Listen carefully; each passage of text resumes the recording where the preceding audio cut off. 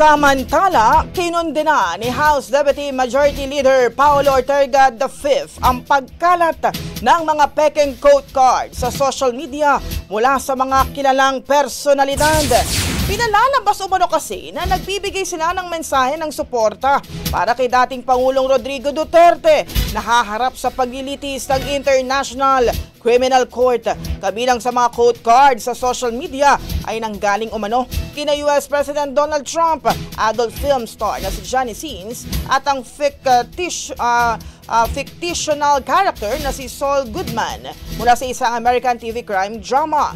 Sinabi ni Ortega na ang layunin ng gawa-gawang naratibo ay magdulot ng gulo at pagdududa sa legal proceedings. Nakakaalarma niya na may mga taong desperado na baluktutin ang realidad kaya gagawa ng mga mensahe mula sa katahang isip na mga karakter. Nababahala tuloy ang kongresista kung ano ang magiging tingin ng international community sa bansa.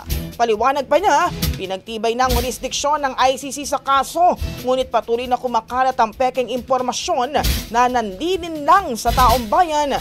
Dapat umano itong labanan, hindi sa paraan ng propaganda.